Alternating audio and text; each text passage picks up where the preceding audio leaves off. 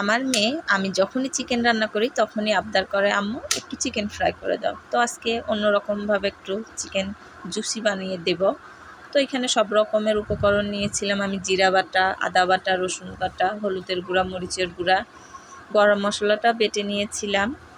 তো এই আর কি সব মাখিয়ে আমি প্রায় 4-5 ঘন্টায় রেখে দিয়েছিলাম।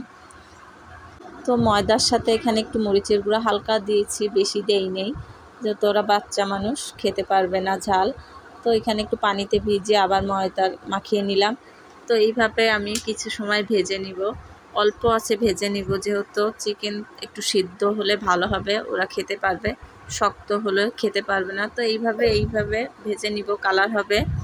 তো পরে আমি এখানে 5টা সস অ্যাড করলাম। তো চিকেন অনুযায়ী সস দিলে ভালো হয়।